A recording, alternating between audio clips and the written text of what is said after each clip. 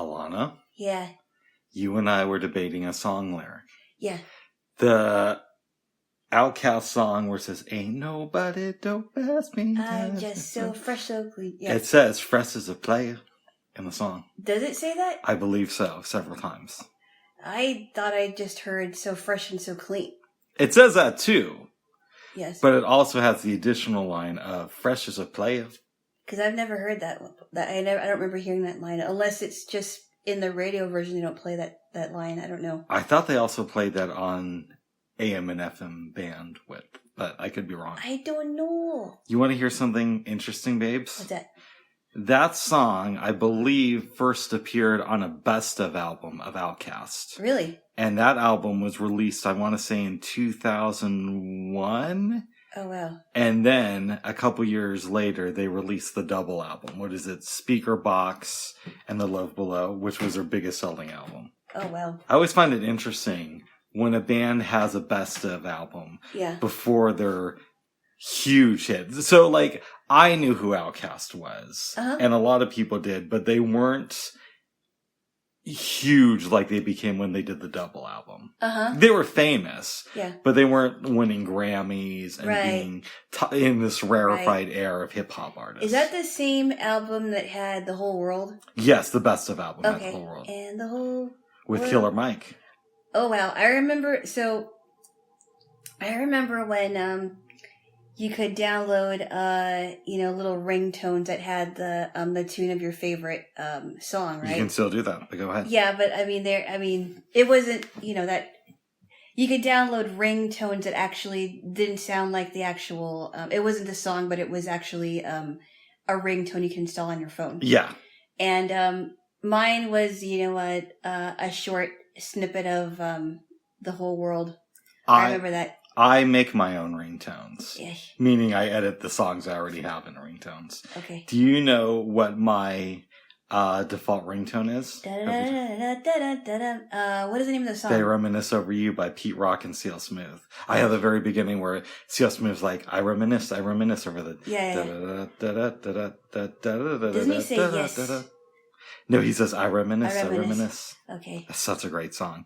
I've briefly changed it, not right now, but in the past. So I put that as my default ringtone in 2010, and I've taken breaks from it when I've gone to Apple phones because you have to buy a ringtone. Oh yeah. And I'm not going to do that. Yeah, it's annoying. You shouldn't have to. Yeah.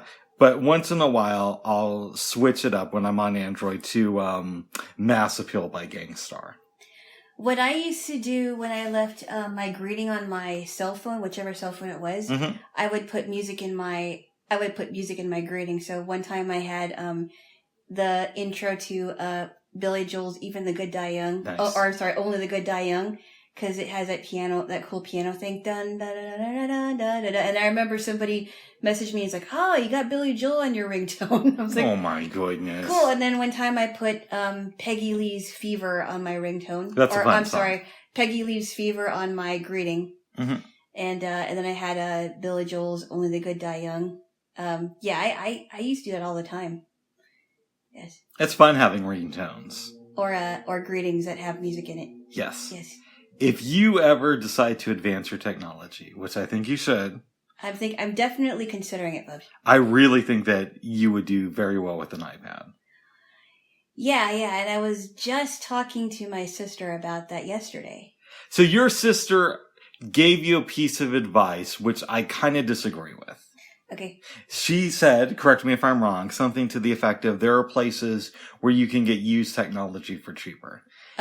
Thrift stores. Yeah. I don't know which ones though, but she just told me that she got her technology and it was in good condition. Hers was in really good condition. She's correct about that. I prefer buying technology brand new. I know it's a little bit more pricey, but it lasts a little bit longer and you also have a better idea of who's used it.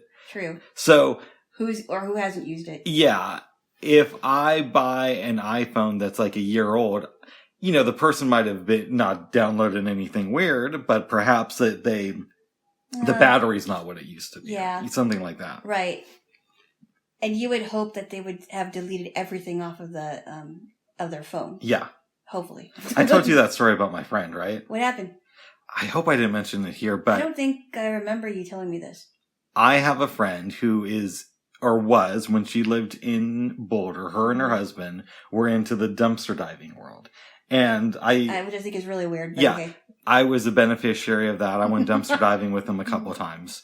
Great people. Did they start you on that? Is that why you went? Yes. Okay, no wonder. Great people. Okay. But anyways, her husband found a MacBook that was like a year old. And I think he turned on the computer, if I'm remembering right, and the guy had made his password super easy to get into. Oh no. Yeah, so it had all the information on it of this previous dude. That's not smart. No.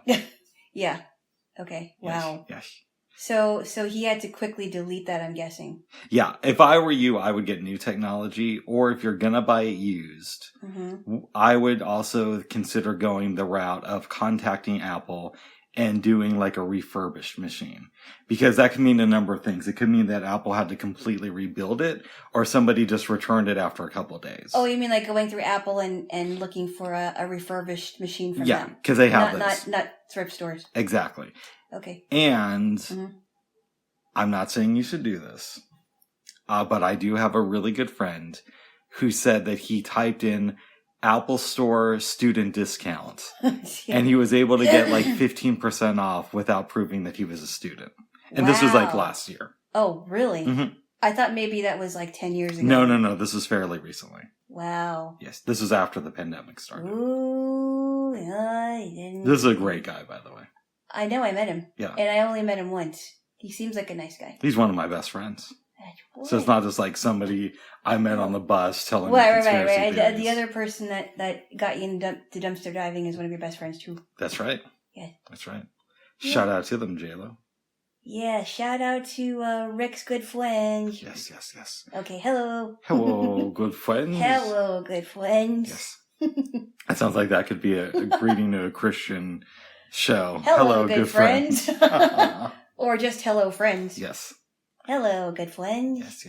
Yes. Jaylo. Yes. Oh, what were you about to say? Something? No, I could start a Hello Good Friends show. I don't know. Separately from me. Or Hello Good Friends podcast. I don't know. No, I'm just kidding. I don't know. I don't know if I want to start another podcast. Oh my goodness. I thought about it. What would you have? Like stuff about sci-fi or like a Star Trek? Oh, you know what? You could do a Star Trek podcast. There's so many Star Trek podcasts. Are there? Yeah, there's a lot of them. Or you could do like a film podcast, unless there is already. There's a lot of film podcasts. I wouldn't mind doing another one, but I've actually thought of... So the cooking show I do is a little bit up in the air because one of my co-hosts is having some health issues. Aww. But I have thought of... I hope he's all right. I do too. What if we took the audio from that and put that out as a podcast? Or if I just did a separate cooking show? Yeah, I know people do that where they take radio shows or TV shows and they just collectively make the episodes into podcasts. So. It's usually not as good, though. Well, I don't know. What do you mean? I like shows where the podcast is the default and it's not an afterthought. So let's take somebody like Oprah Winfrey. If you listen to her podcast, the audio sounds like this. They really gotta. She's got to work on that audio. She really does. Yeah, until it goes to commercial, and then it goes really loud like this. Yeah, it's like we'll be right back, and I'm like, oh. And then you hear these super loud commercials. But meanwhile, during the actual show, you can barely hear anything. You have to. Yeah, I know. I don't understand why they don't fix it. Got to fix it. I mean, I think. Excuse me. Go ahead. Wow, that was weird. I think that there are exceptions to the rule where they aren't good, but for the most part, I haven't had any problems. I also like a format to where you're kind of loose with the time. So you don't necessarily know how long it's going to be. But if you're listening to Oprah or 48 Hours, you know it's going to be under an hour. Right? Yeah, like you're not going to get a 3-hour episode of Oprah. 48 Hours it can be a good hour or so if they have like 2-part episodes. Will they put it in one podcast? Yes, or do you have to download separate ones? No, they put that if it's a 2-part episode or a 1-hour episode, they'll put it in one podcast. Yeah. But I like the podcasts where you don't necessarily know how long it's going to be. Oh, I know. I don't really care much about what timing it is. I mean, I just like a podcast when I... And I'm also more of a conversational podcast listener. So I like the ones where people just talk. That's why I think Joe Rogan, when he came out, it was so good. Is because it would usually last like 2.5 to 3 hours and they'd just be talking about life. Mm-hmm. You know? Yeah. And I think that's the reason why I've started to lean more towards Clubhouse and away from podcasts, because now it seems people are starting to move away from that model and trying to put commercial breaks in every 5 minutes. And, well, we don't want to talk about that, or we can't swear on this episode. And you're putting the same restrictions that made radio suck into their podcast. I don't know. I think radio and podcast format should be completely separate from each other. I'm not saying I disagree, but what I'm saying is people are starting to self-inflict the old standards of radio into their podcasts, and they're forgetting that most of the people who listen to podcasts do so because radio sucked, and they're trying to adopt that model. That's why I'm not really into a lot of podcasts. I just don't, I'm not really like a conversational podcast thing. I mean, the only thing I really listen to at the conversational is ours. Yeah, there's still some good ones out there. Yeah. I like You Made It Weird is pretty good. What else? Lex Friedman I've been listening to a little bit recently. It sounds like a German name. Lex Friedman? I don't know if it's a German name, but he does a pretty good one.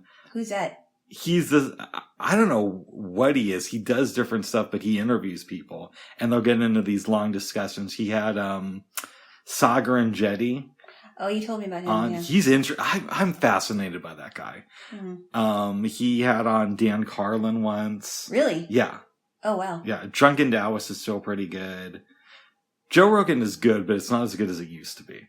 Is that just because he moved to Spotify and it's no longer it's no longer inclusive? It's a couple of things.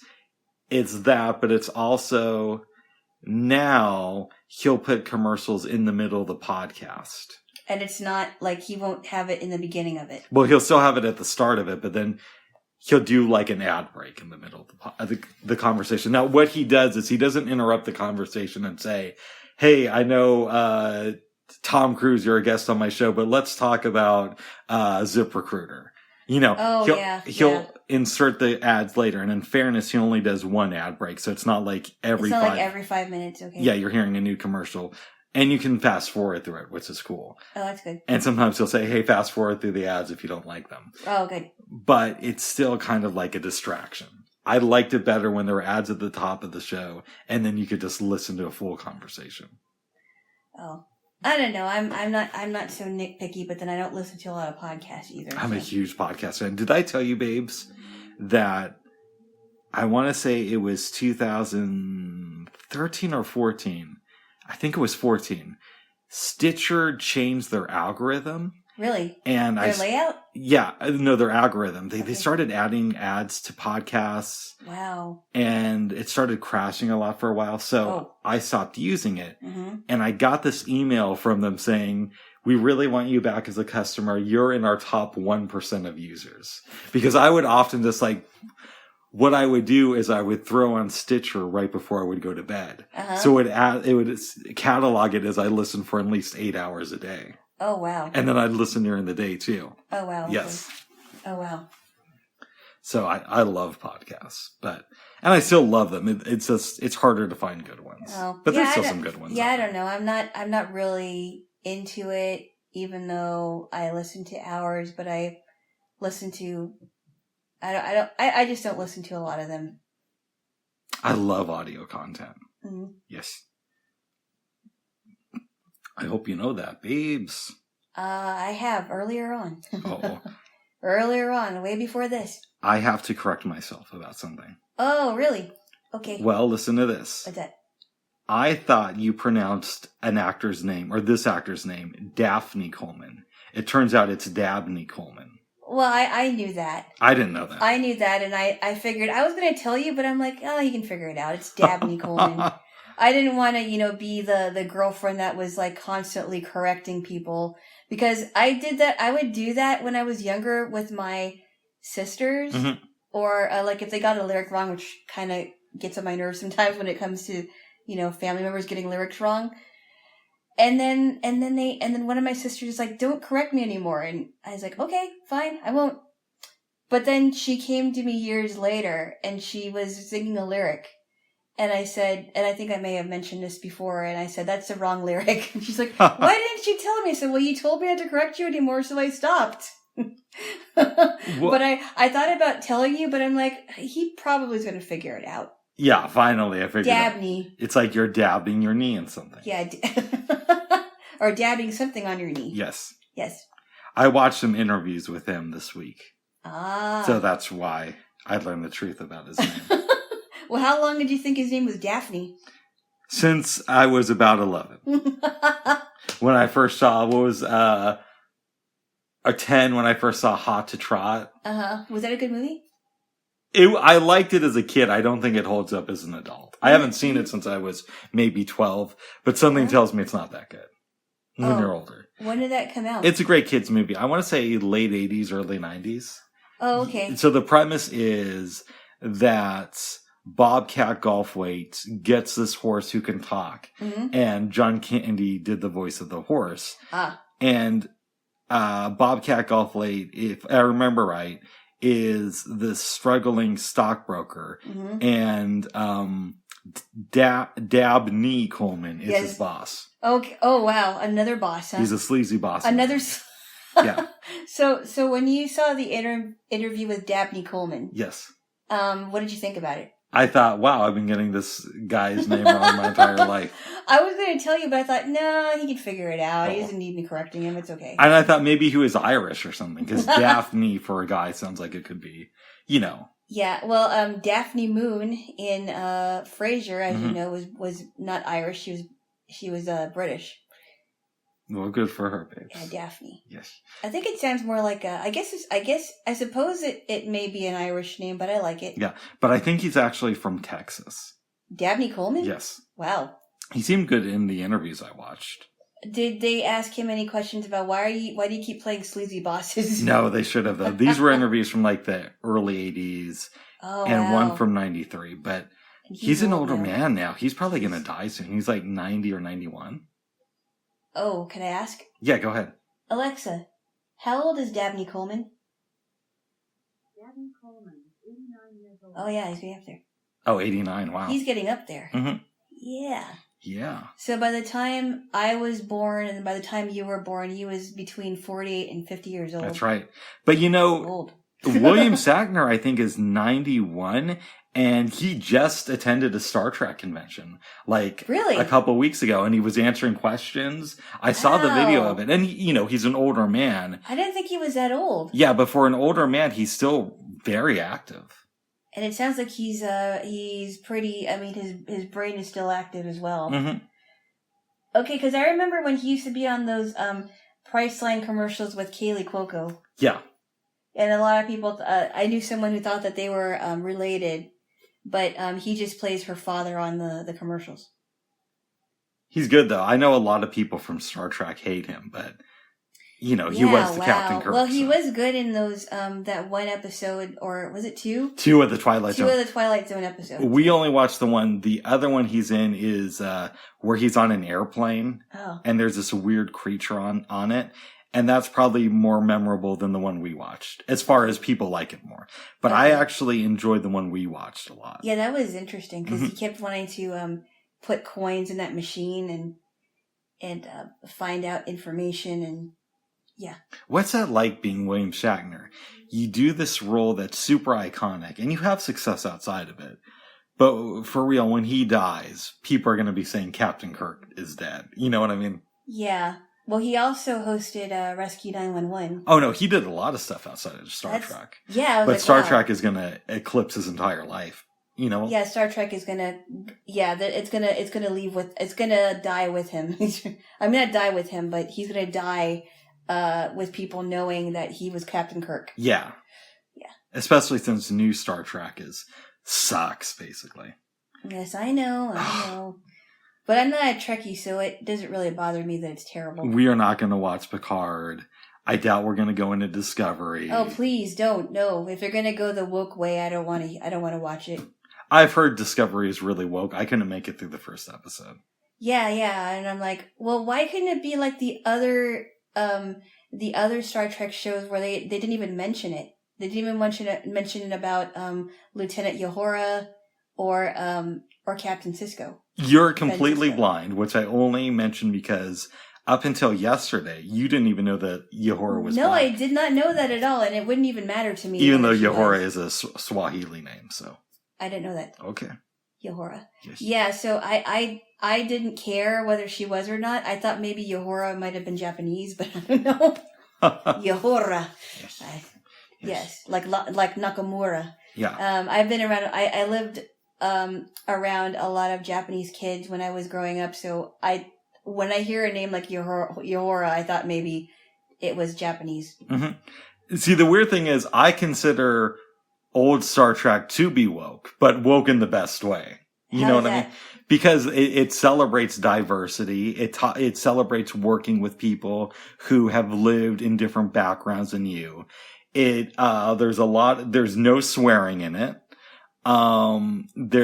It's very much about equality.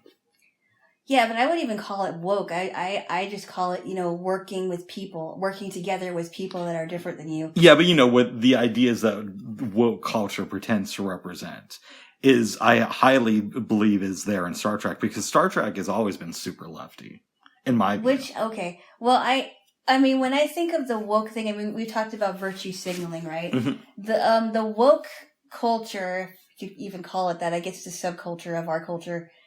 It sounds like that whole entire movement is virtual signaling. Like, oh, look at me, I've got a black person on my board. Yeah, a lot of it is. Or, oh, look at me, I've got several Asians that are working in my business or working on the show. I think it's ridiculous. Now, granted, they only get paid minimum wage, and this is one of 4 jobs they have, because they can't even buy our products, but they work for us.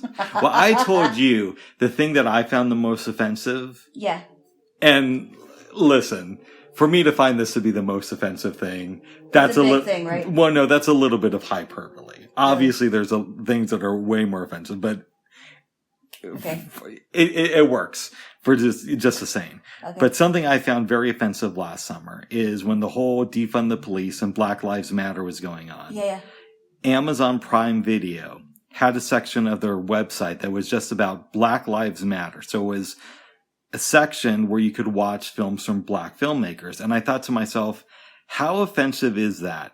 You're going to do a section on your video website about Black Lives Matter, but yet how many employees in your sweatshops basically are black and are getting paid minimum wage or less and have no lunch breaks and are struggling just to get by, but yet you're willing to wear the Black Lives Matter banner just to get positive press. And they're profiting off of the black community itself. Exactly. And I can understand why that would be very, very offensive because, well, I mean, even with how they use, how should I say this?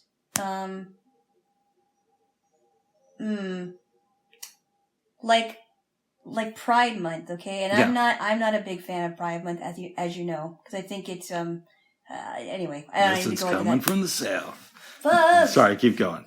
Would you stop? Go ahead. No, but I mean, I feel like they use these months, maybe not every single month, but they use months like Pride Month to kind of profit off of people, profit off of a certain community. I don't know. I hear what you're saying. I would make the argument, and I'm not going to push back too much because I have feelings like that too. But to play devil's advocate, I would say back when Pride Month was started, it was a lot harder to be a gay person in our society. And so it kind of raises awareness. Same thing with Black History Month. Mm-hmm. Now, I also think that those terms have outlived their usefulness. So instead of having a Pride Month, I'd like to see more gay people who felt like they could be open and be political leaders. Or I'd like to know that instead of having a Black History Month, I'd like to know that black people who work at Amazon made a living wage. And you know what I mean? Those are the things I would prefer. I mean, yeah. And then what about everybody else, right? The ones that don't fall into the Pride Month or the Black History Month. Why is everybody else not celebrated? You know what I mean? I'm not quite sure what that I mean, okay, so, Yeah, I don't know. I mean, some people have asked questions like, well, okay, there's Black History Month. What about other months like why does it have to be a Black History Month? Why can't it be like why is there not a like other cultures are featured, or maybe we could have an American History Month. I don't know. It's Yeah. The history of our country, instead of just a month for the Black community and forgetting everything else in American history that should be celebrated. I don't know. When it's also, it makes it to where you relegate Black history to 1 month. So you say, okay, well, we can talk about Martin Luther King and Frederick Douglass and, so many other people, Madam C.J. Walker in this one period of time and forget about them the rest of the year. I know, but what I think would be really great is if we had in a month or a month that's at least a month that's dedicated to our country's history, and so that unites people together that have come from other countries or that have lived in this country since they were born. I don't know. I just think that's a lot more unifying than dedicating months to one community. I am not a fan of Martin Luther King Day. Not because I don't think he was a great man, but because I know the history of it, and a lot of it was done to distract from our support of South Africa during apartheid, right? Having said that, somebody made an interesting point saying that Martin Luther King is the only American man to have his own holiday, and that's a very powerful thing. So It's true, because George Washington doesn't have one. Yeah, I mean, they used to, but then it became President's Day. They recognized his birthday, but then it became President's Day, and then Abraham Lincoln's birthday has passed by. And, I mean, you have a point there. So maybe it's a good thing that Martin Luther King has his own holiday. I don't know. I mean, I guess, yeah. They're never going to make my birthday into a holiday, specifically for me. Well, they're not going to make mine either. Yeah, but yours at least has a shot. Mine is never going to be. Well, 62 years before I was born, the Titanic sunk. I'm not sure, I thought that was the 12th. That was the 14th. Okay. April 14th, 1912. Nice. Wouldn't that be 68 years then? I'm sorry, 68. Yeah. I miscounted. That's okay, babes. It was a few numbers off. 68 years, excuse me. That's okay, Jaylo. I don't know if that's something to celebrate, but maybe it is. No, it's not something to celebrate. I mean, a lot of lives were lost, and yeah. But that's the one remembrance of that day that people can remember my birthday by is, and then I was born the day before Income Tax Day. Nice. So. Even though I think I was supposed to be born in either June or July. Oh. I was supposed to be born in the summer. Nice. Yeah. Oh, good. That was 3 months. Oh, good for you, okay? Yeah. Yeah, so the holiday stuff is complicated. But yes, Star Trek is woke in the best way. But new Star Trek is woke. I wouldn't even call it woke. I would, because woke. Yeah, I don't like the term woke. You're right. Star Trek is lefty. Let's put it to you that way. Star Trek is very lefty. It's lefty, but I also think it in some ways it's very unifying. Yeah. Well, see, this is where we disagree. I see the left, and a lot of this becomes out of the fact that I was raised in the 90s, and I went to a hippie school. As was I. Well, no, but I went to a hippie high school. Right. Where the teachers, their philosophy came out of the 60s. Mm-hmm. So I see the left as a very unifying, uniting type of thing. And not divisive like it's become today. And I don't. Right. But, so that's where we disagree. That's where we disagree. So I see Star Trek as very uniting and unifying. But I don't think that, if anything, I think that makes more of an argument that it's a lefty show. Or a lefty series. Yeah, I would disagree with you about that. But that's why we can have conversations like this, even though we disagree with what is unifying and what isn't unifying. We can talk about our lives and philosophy and come together. Come together. By the way, Yes. are you excited about the new McCartney or the new Beatles documentary? I didn't know there was one. It's called Come Together. Really? And they took... I think you may have mentioned that. Yeah, a lot of the footage from the Let It Be sessions that were never released. Wow. And I think it was Peter Jackson who did Lord of the Rings who's putting it together. Oh, interesting. Yeah. Huh. He directed Lord of the Rings, you mean, right? Yes, he did. Wow. Yes. I didn't know. When is it supposed to come out? I think it's coming out in a couple months. Wow. Mm-hmm. It was supposed to come out last year, but because of COVID, everything got delayed. Yeah, Come Together is a great song, too. It is a great song. Yeah. Yeah. Dum, dum, dum, dum, dum. Yeah. Babes. Yeah. I've been reading a really interesting book. I know, and this is probably one of those books where I'm like, I actually might read this. This is going to be somewhat disturbing. Yeah, it will be disturbing, but why don't you go and explain it? It's called Sisters in Hate. Is it and hate or of hate? I think in hate. In hate? Yeah. Sisters in hate. And the author profiles 3 women who were either involved in the white supremacy movement or still subscribe to it. Okay. The first lady, I keep getting her name wrong. I want to say it's Karen, even though I know that's not it. And I listened to it this morning. Yes, it's an audiobook. She a whiny Karen. It's not Karen, though. It's Karina. I think it's Karina. Karina or Kareen? Something like that. Okay. She was raised in, I want to say, Eugene or right outside of it. Wow. By the way, 2 of the people in this book have strong ties to Oregon. Okay. Which goes to my theory that Oregon has always had an underpinning of white supremacy, like a strong one that is just not talked about now. I don't know. Yeah, but anyways. I mean, just because I didn't grow up seeing it, because I didn't grow up in Oregon, and I just moved here 9 years ago, then that doesn't mean that it's not here either. Oh yeah, like I'll have friends come to me a lot and say, did you know that Portland has a history of white supremacy? And I'll be like, of course I knew that. I lived here in the 90s. It wasn't all hippies and pot smoke. But anyways. Yeah. I think her name is Karen or Corinne. I don't know. Karina. She was, I want to say she was raised in Eugene. Mm-hmm. And she had a brother who was a skinhead. Wow. Who was a couple years younger than her. One day in 2001, he is supposed to help her move. But the brother decides to blow her off in order to go swimming. That's terrible, isn't it? Yeah, it is. He ends up drowning. And, her life goes by. She still thinks of him. Yeah. And in 2008, she decides to go online and learn about skinheads. Wow.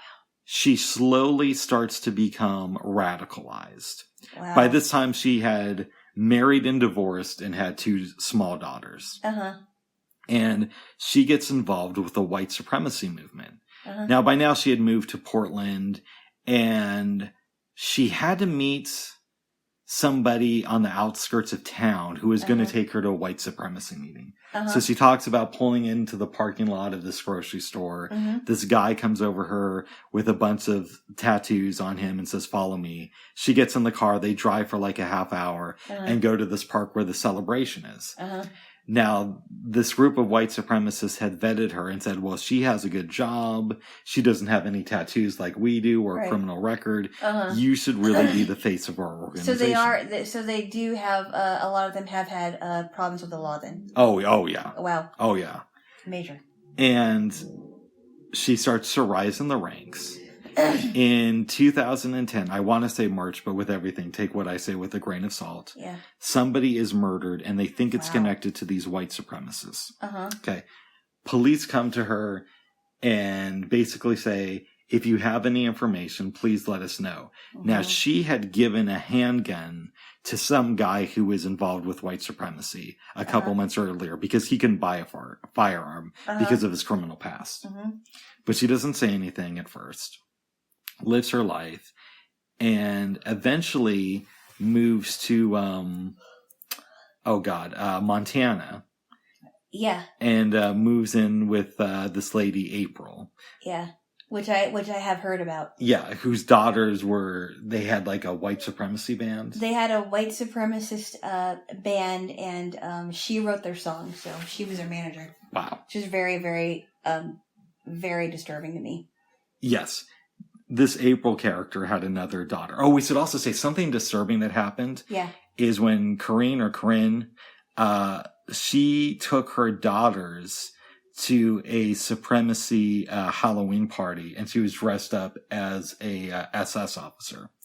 And she said that her daughter, especially her oldest one, just hid in a corner of the room because she was so embarrassed and afraid. I excuse my ignorance because I really don't know this. Go ahead. What does an SS officer do? It's basically a Nazi officer. Really? So they worked in the concentration camps. Oh, yeah. Wow. I feel so bad for those kids. Yes.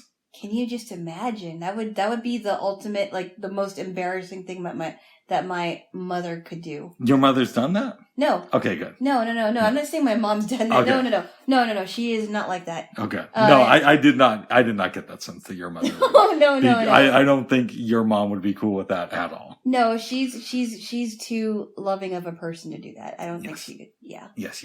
If she did that, she wouldn't even sit, with us. So. Yeah, I think that type of stuff is disgusting. Although I did laugh when they did it on It's Always Sunny in Philadelphia.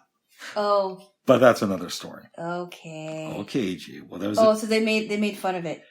Yeah. So if I remember the premise right, it was the first season. I think Charlie, who was one of the characters, one of his relatives, had all this German propaganda because they were involved in the war, and I think it was his grandmother and his grandfather used to be Nazis. So he finds all this Nazi gear and he dresses up as an SS officer. Oh, okay. So they were making fun of it. Okay. Yes. Okay. So go on with this. Oh, okay. Yeah. So she moves to Montana with April, and there's some disturbing stuff. April has the ashes of some homeboy who used to be involved in white supremacy. Yeah. And April eventually gets very disturbed by all the talk of how blacks are destroying our society. Because she says that there would be some days where she just want to have like a light day and just like make a cake, and people would come over and try to put swastikas in her cake. Yeah. Oh, that is just sick. So she moves out. So the woman, the Corinne woman would want to make a cake. Yeah. And not do anything. They told the story she made a cake, and April would have friends over, and the friends would just put swastikas in her cake. That's horrible. Yeah. Okay. So April kicks her out, I think, and homegirl had a boyfriend. They eventually moved to the Northwest, but to Washington. Yeah. And she gets involved with doing this white supremacy podcast. He's like the co-host. That is so disturbing. I want to say this is like 2011. Do you know what the name of it is? They said it. I don't remember. Okay. Wow. And it's gone, and I hope it's gone. Don't listen to that stuff. No, I don't want to listen to it. It's disgusting. Yeah. And the main host has been accused of being involved with white supremacy crimes. Oh, wow. She is a little bit concerned because of the way he talks about her daughters. Like, hey, you should really bring your daughters around here. But he says it in a very creepy way.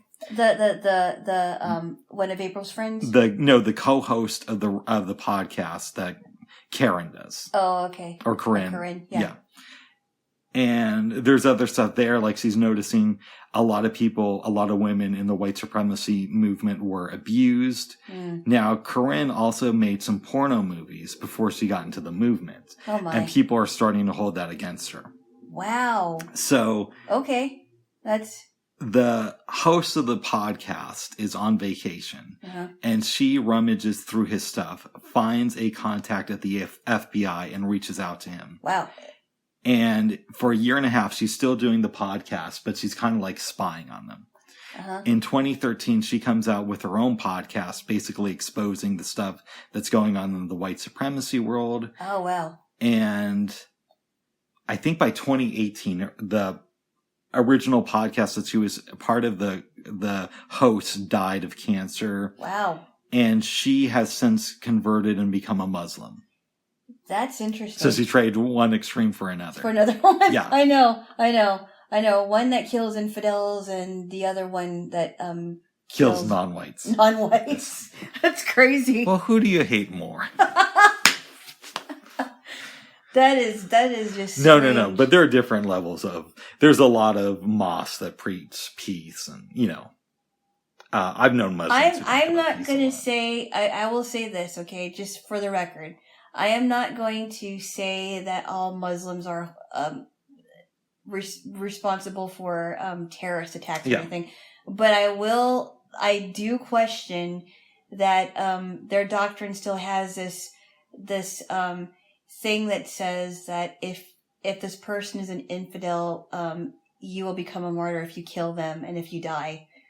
So I mean that's questionable to me. There's things about the Muslim faith that I don't understand, but there are things about many faiths that I don't get. So it's not for me to say here. But she becomes a Muslim, which seems very restrictive to me. But it does. It apparently works for her, and now I guess she always worked as a mortician, or at least for a number of years. Or an embalmer. I'm sorry, an embalmer. Oh, an embalmer. That's an interesting thing too. So that's the first lady. Wow. The second lady's case is really interesting. She was a lefty, kind of like me. She liked Amy Goodman and all that stuff. And then in 2003, she gave birth to her son. Mm-hmm. Okay. She did a home birth, but she said that she regretted having a midwife there.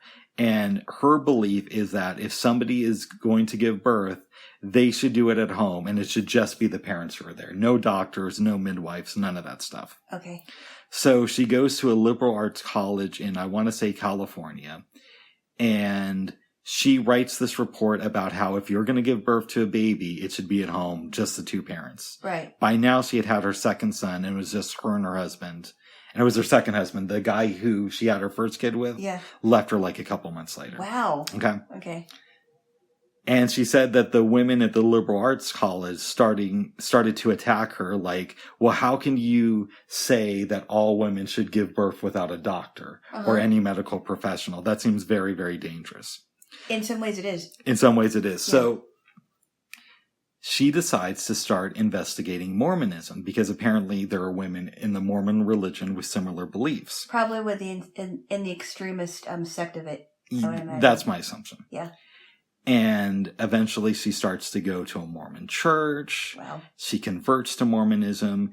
She is still pretty lib. She's in favor of gay marriage and gay rights. But she surrounds herself by Mormons who, not all Mormons do this, but the ones that she was around slowly started to pollute her mind. And plus it didn't help that you're going online to these extremist websites. Yeah, so she wasn't really innocent either. So eventually she turns against the idea of gay marriage. Uh-huh. And then gradually she starts, she has a blog and she has YouTube videos. She starts talking about how, well, if you're going to make meals for your family, maybe they should be more European in nature. Interesting. And then slowly that devolves into, it should only be white people in this country. Wow. So she was slowly radicalized, little here, little there. Yeah, I think her name was Ayla or Isla. Ayla. And eventually she was one of the female speakers, or maybe the only one, at the Unite the Right thing in Charlottesville. Whoa. Where they were chanting, not on our blood, not on our soil, which everybody knows is old Nazi terminology. Yes, I've heard about that. And we won't go there. But I know somebody who dated somebody who was involved with the Unite the Right. And according to him, she was very racist. Wow. Yeah. Yeah, because didn't she say that he found some propaganda, or was she? What had happened was, this is right before they broke up. He was, I think she had left the room and he was searching through one of her notebooks and she had all this notes about Asian blood. Whoa. And how much Asian blood somebody could have in their system and still be considered white. What? Yeah. And that's around the time that he broke up with her. That's insane. Yeah. My friend is not a racist, but he does like sex. And apparently this woman was good and bad. You didn't have to mention that. Okay. This is not the lady who's mentioned in the book. This was one of the Oh my goodness. I thought you were going to go too far into it. All right. Anyways. She was a racist lady. End of story. There you go. Yeah, my friend's girlfriend. Yeah. Anyways. Yeah. So back to this Isla lady. Okay. So the Unite the Right thing happens. Heather Heyer is killed. Right. And the lady in this book starts saying, well, do we know that she was killed because a truck hit her, or could she have died of a heart attack before then? Mm-hmm. And the truck hit her like right after she died. Uh-huh. Right. Stuff like that. And she starts calling her a whale online. Oh, wow. And taking shots at her. Really? Yeah. So I think she's still part of that movement. I thought she left it. Oh, no. Actually, she's the one who hasn't left the movement. Actually, yeah, you're right. Because as you said that she did some things as recent as 2015. So, yeah. No, well, this was beyond that, because this was from the time this book was published, it didn't seem like she had left it. Right. Okay. Okay. So the third lady, and I kind of just started on her story, so I don't know all the details yet, but she was raised outside of Eugene because, of course, she was. And of course she was. Because it's Oregon and it's a racist place. It's not always. It's not always, but most of the time. Oh my goodness. Oh my goodness. She was born in 79 and, came of age during the grunge movement. As both of us have. Mm-hmm. But I was a late bloomer. A late bloomer, yeah. Yes. Eventually, she moves to Bend, Oregon, which is a very beautiful place. I had not been to Bend. Where is that? Is that on is that like Central Oregon? Something like that. I'm horrible with geography. But you've been there. Did I ever tell you the story about my dad, babes? And I heard this from my grandfather. You told me several stories about him. Okay, well here's an interesting story to give you a sense of how bad the men in my family are at directions. Oh my goodness. My dad was supposed to go out and pick up ice cream. Yeah. And I think if I remember right, the convenience store was like 3 blocks away. Yeah. He made a wrong turn and was lost for like 3.5 hours. So bad. Yeah. And he ended up in Bend? No, he didn't end up in Bend, but it demonstrates at how bad we are at directions. Oh, that's horrible. And the only reason I believe that story is I could see myself doing something like that. Sorry, it's kind of funny. Yes. 3 blocks opposed to 3.5 hours. Yes. It's something crazy like that. I'm sure you guys laughed at that. Yeah, this is what my grandfather told me, but yes.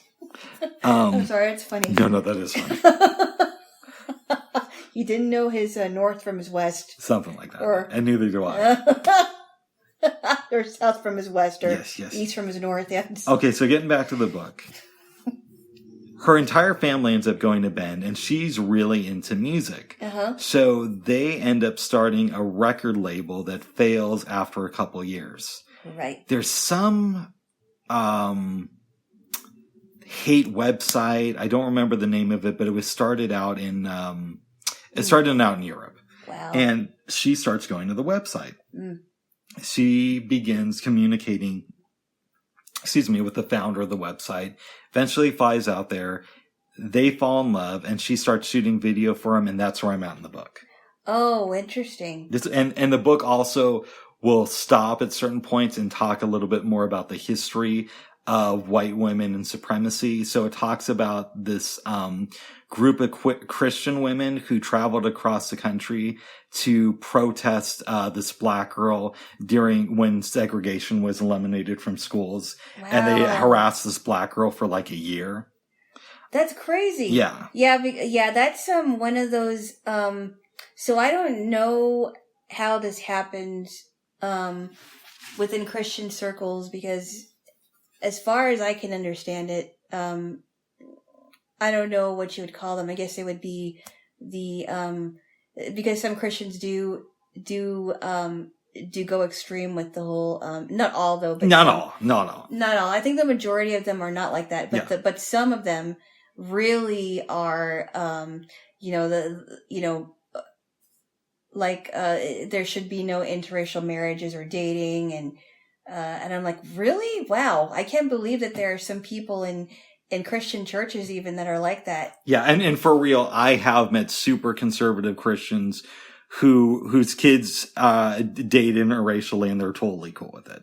So it's not all conservative Christians. No, not all of them are like that. I think it's a very small percentage. I met a pastor at one time that I no longer communicate with, and I was told that he doesn't believe in interracial marriages. Wow. And I thought, I can't believe that. This is awful. You know what we got to do, babes? What? We got to go in front of his church and make out. Bubs. What? I don't want to go there anymore. There are other reasons why I don't want to. Oh, okay. It has nothing to do with any racial reasons. It has everything to do with other stuff. Yeah. Which I'm not going to go into because it's a little complicated. That's fair.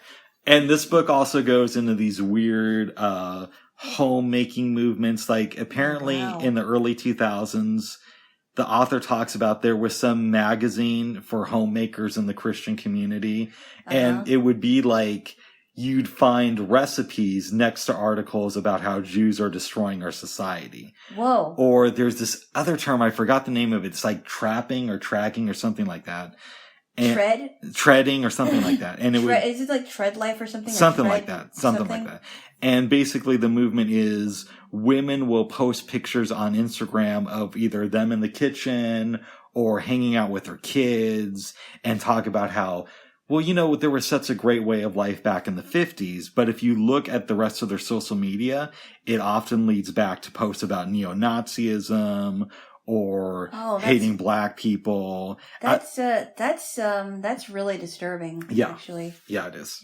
Did they talk about, I don't believe that this movement is a part of it, but I remember when I was in 8th grade and there was this like cooking class going on, or I forgot what they were doing, but I went to this meeting for the Future Homemakers of America. I'm not familiar with them, but tell me more. Okay. I only went to like maybe 1 or 2 meetings, and I think they were like doing some cooking stuff in there. Yeah. But they seem like nice people, and this was happening at my school when I was in I believe I was in 8th grade, either 7th or 8th grade.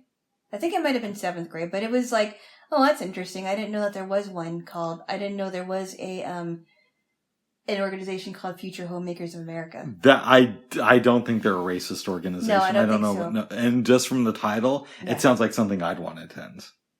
Oh, really? Because on Clubhouse a lot of those times when I'm not in polyamory rooms or philosophy rooms, I'll go to homemakers rooms. Oh, is it because they have like they showcase a lot of recipes? Yes. Okay. They showcase a lot of recipes. They talk a lot about fermentation, and I'm fascinated by that stuff. I love hanging out in homemakers rooms. Oh, good. I'm glad. So you could be a very good domestic. That's right. If we ever get married, you could be a domesticated husband. Yeah, but you got to get a good job that'll afford me the opportunity to stay home. Oh my goodness. Oh my badness. Wow. Yes, but it's a good book, babes. Yeah, that's Now I want to Google the Future Homemakers of America and see how I can get involved. Or at least you can get recipes from them, right? That's right. Yeah. Yeah, there was part of me when they were talking about those neo-Nazi magazines that I thought to myself, that is disgusting. However, maybe I'll take a look at some of those recipes. European recipes. No. That's just no. I would love to. I don't know. I really wish that and unfortunately that I I can't go back to that, but I wish that when I was younger, I would have learned how to make more Filipino food because I will say that my parents didn't know how they would be able to teach me, so I kind of understand why I didn't learn. But it would have been fun. I mean, I have a friend who's Filipino, and she learned how to wrap lumpia, and I told you about what that was. Yes. And I really wish I knew how to do that because you could still learn now, babes. I know, but I would have to have like a real Filipino teach me. Oh, you could go to YouTube. There are a lot of descriptive videos. There are. Yeah. What's up? They say this about meditation, but you could apply it to a lot of things. The best time to get into meditation was 20 years ago. The second best time to get into meditation is today. Okay. And the idea is, yeah, it would have been awesome if you would have learned when you were a kid how to do this. That would have been the best thing ever. That would have been the best thing, yeah. But that doesn't mean that you can't learn today. And it's better to be late to the party than to never go to it at all. Yeah, I mean, my sister, when she got married, the one with the 3 kids. Yeah. She was she learned how to make Filipino food fairly a little bit later, but she did a good job with that. So she learned pretty quickly how to do that. I say if that's something you want to learn, there are resources now that weren't around when we were growing up. Yeah, I know that. It's not just YouTube too. Like you could potentially find a teacher online that has worked with blind people that would be willing to describe the stuff to you over the phone. Very true. Mm-hmm. Yeah. Yes. I don't think I will say this as nicely as possible. What's up? But I think both my mom and I realize that we cannot. I wouldn't be able to learn how to cook Filipino food with her.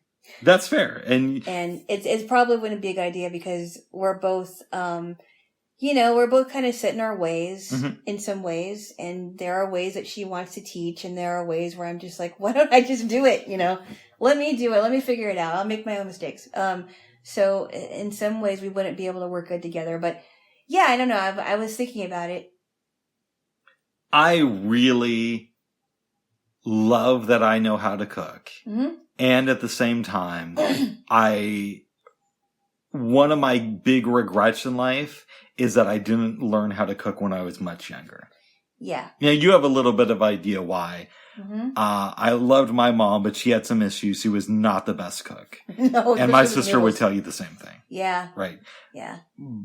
But if I had this life to live over again, knowing what I know now, I would have focused on cooking from a very, very young age. Mm-hmm.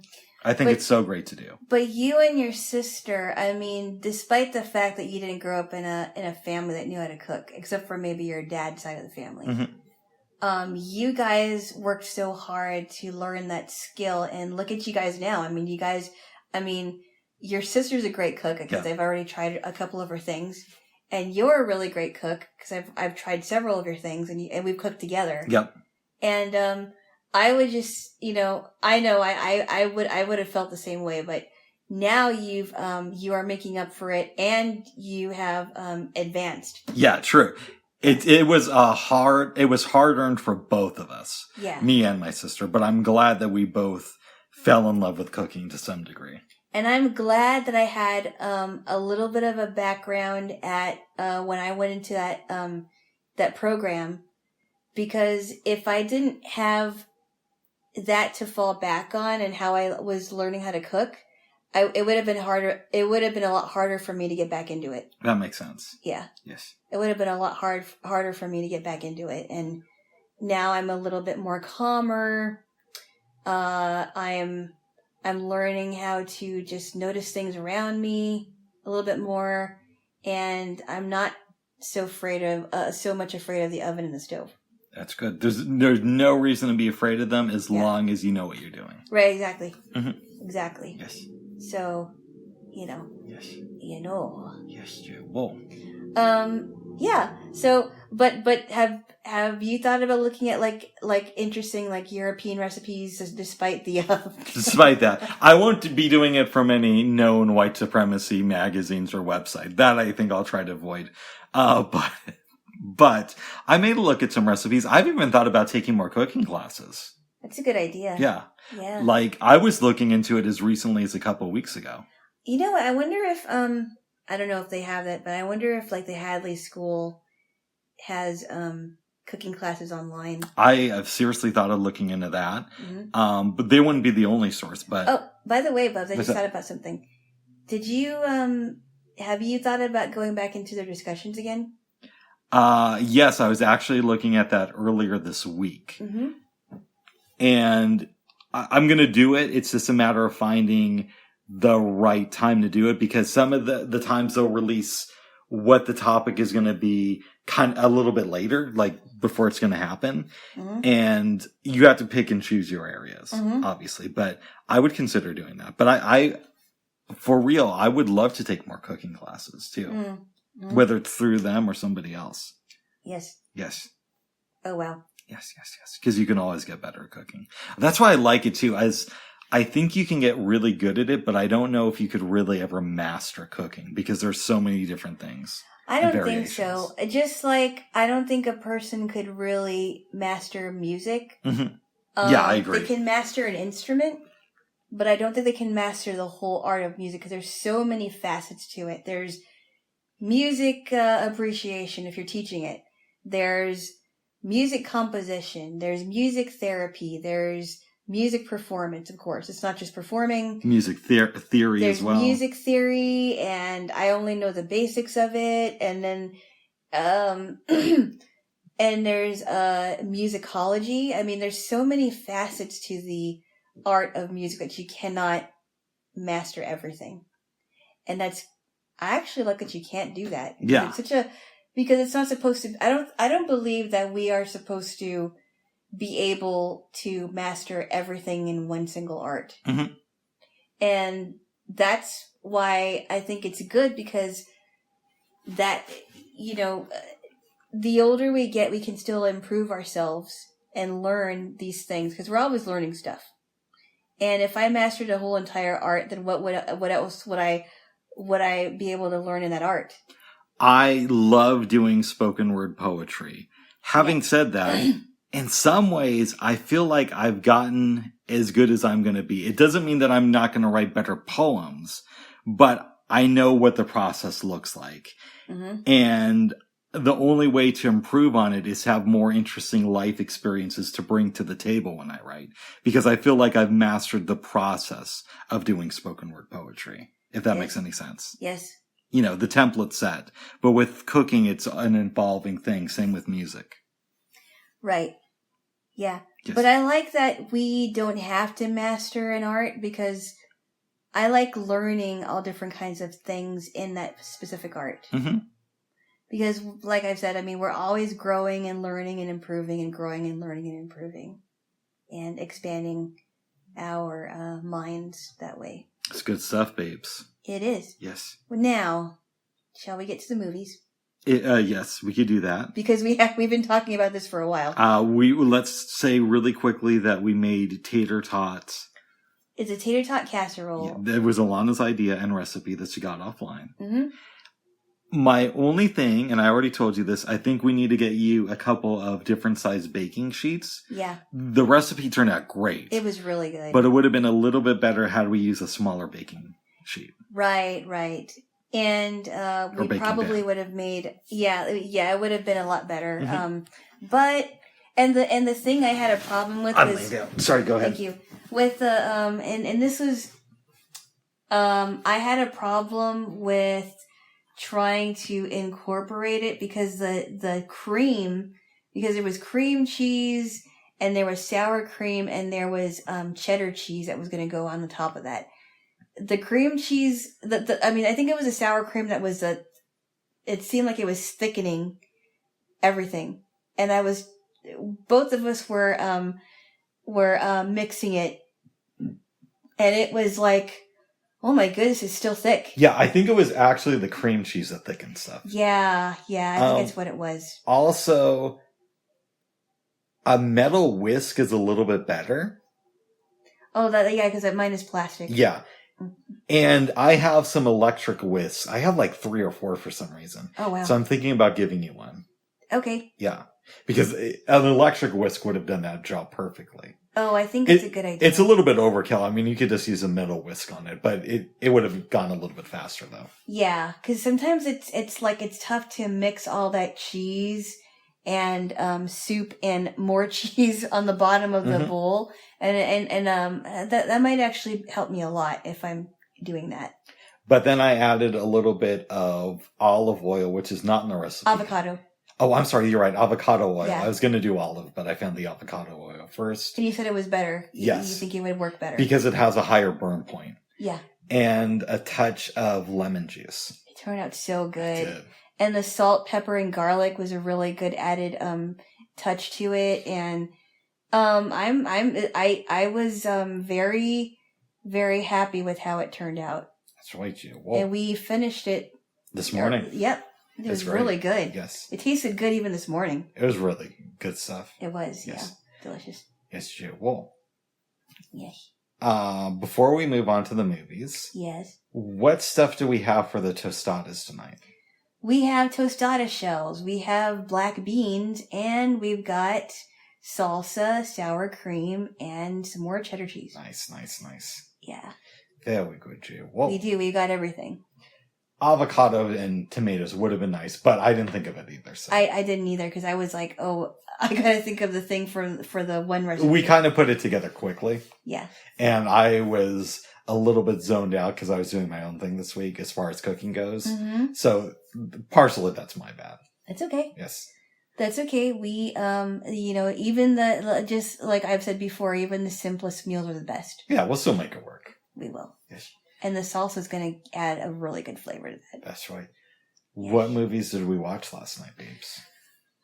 We watched Blade Runner, which unfortunately for some of it I was exhausted and I was trying to stay awake. Oh. But what I do remember, it was really good. So we watched Blade Runner, and the second movie we watched was The Outlaw, Josey Wales. Do you want me to recap Blade Runner? Yes, please. I should say that this was the first time I saw it. I know, that makes me a bad person. Both of us.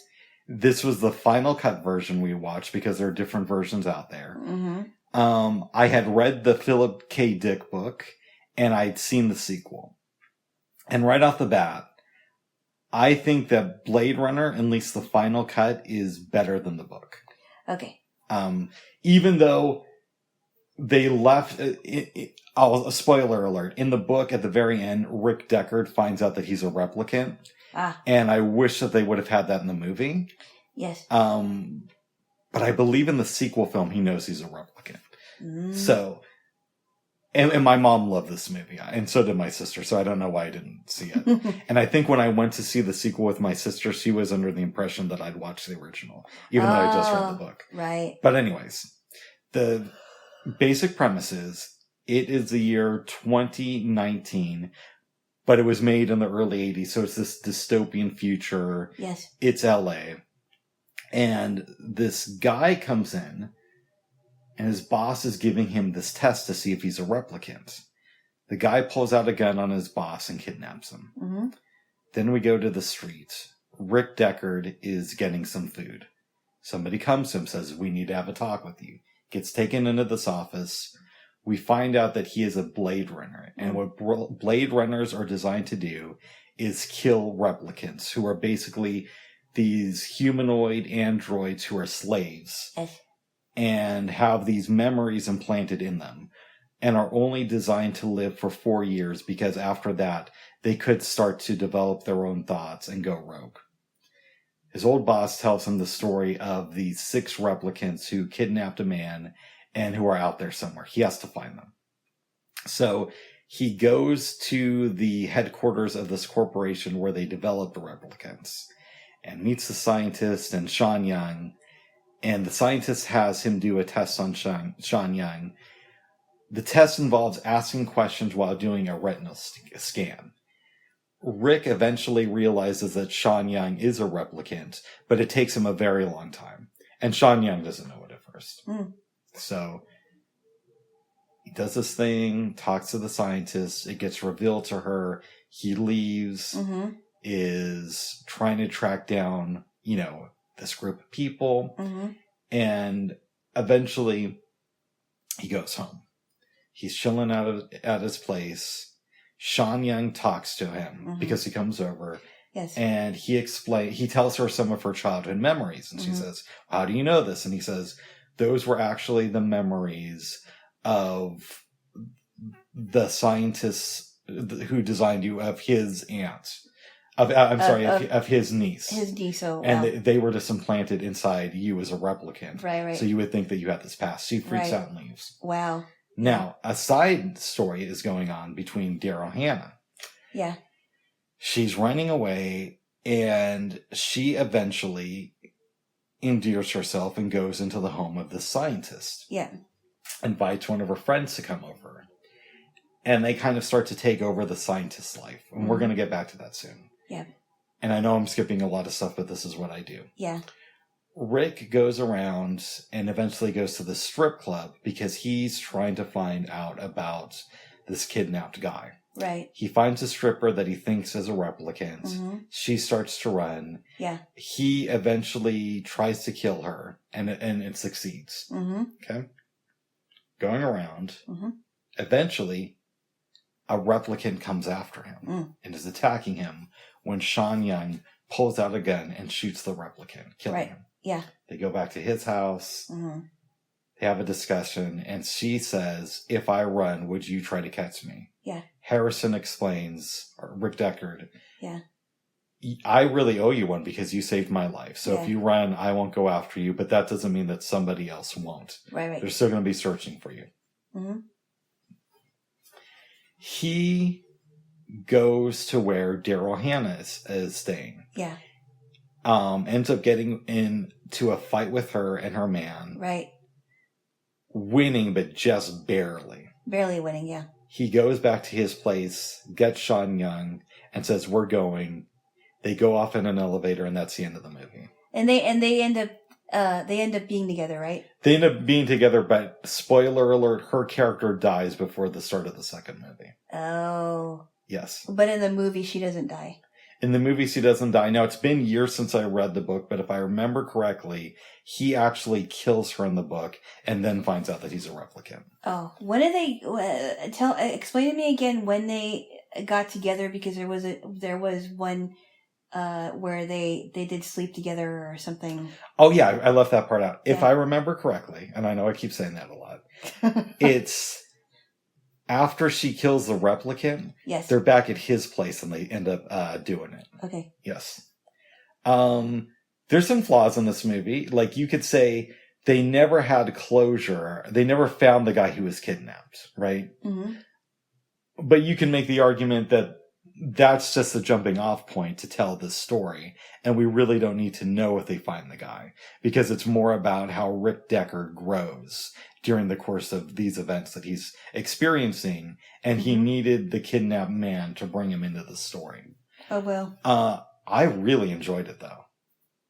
Oh, well. I'd give it a strong 7. What do you think? I'd give it a strong 7 as well, actually.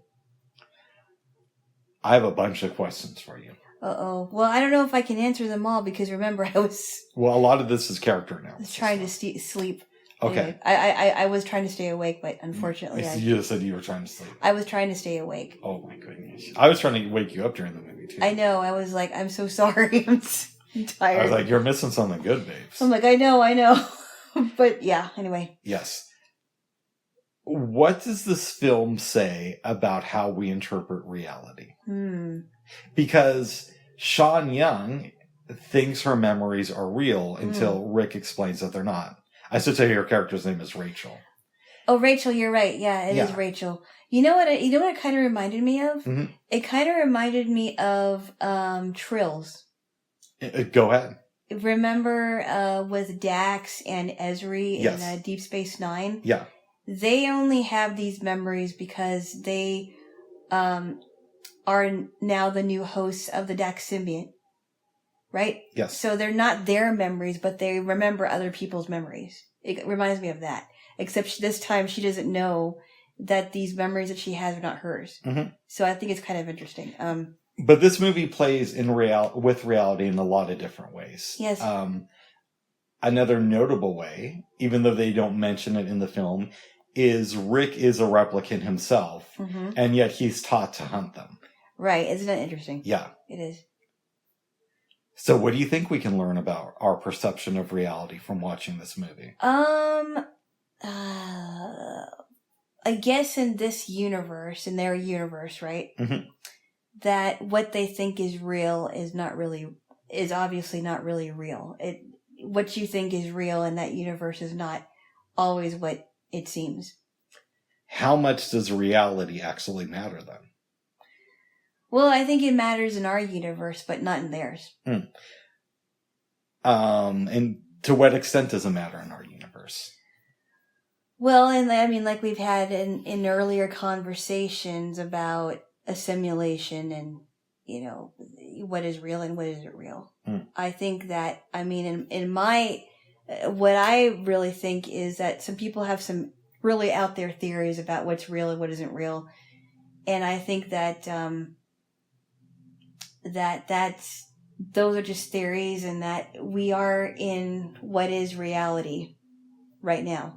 This is reality that we are facing. That's what you believe. Of course, yes. And I think that some people just have these out of left field theories that people grab onto because they think it's either cool or they actually do wonder about it. I don't know.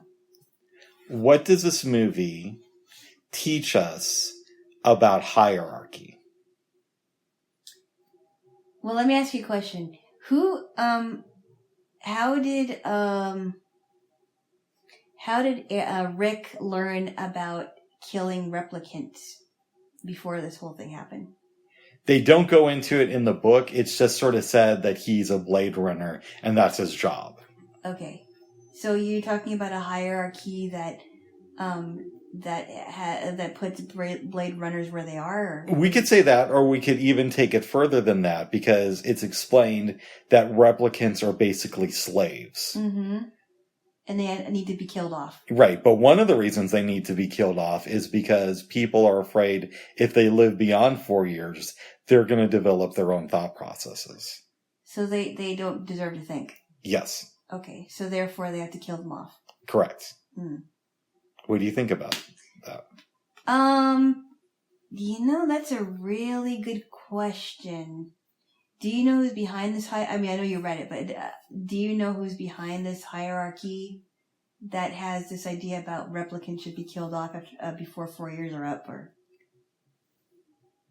I mean, you could say the government, but there's also the corporation that designed them. right. There's also the many companies that are getting cheap labor from the replicants. Yeah. And I believe in the book they're referred to as androids, but we're talking about the movie. And I know they're two different things, but they can get mixed in a person's mind, especially if they saw the movie and read the book. You know. Yeah, I'm not sure what to think about that. What do you think? I think it's maybe a metaphor for saying we have this class system where we have the working class who are not supposed to think for themselves, right? Mm-hmm. And part of the way society teaches us not to think is by giving us movies and mindless entertainment, but also by filling somebody's life up with work. So they're too exhausted to question things at the end of the day. And the working class is the replicants, right? And the cops sort of represent the people who are going to attack the working class if they get out of line and start to question the system too much. Yeah, I don't know. I don't know. Yes. Yes. I would ask you what happens to these characters, but that's a little bit unfair since I already know. Okay, well, thank you for not asking because I can't answer that question. Oh my goodness. Are there any questions about this movie that you have for me? Did you see Sean Young in any other movie before this one?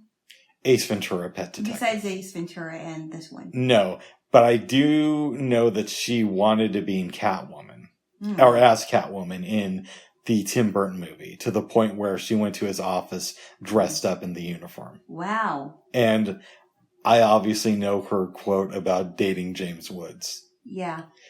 That's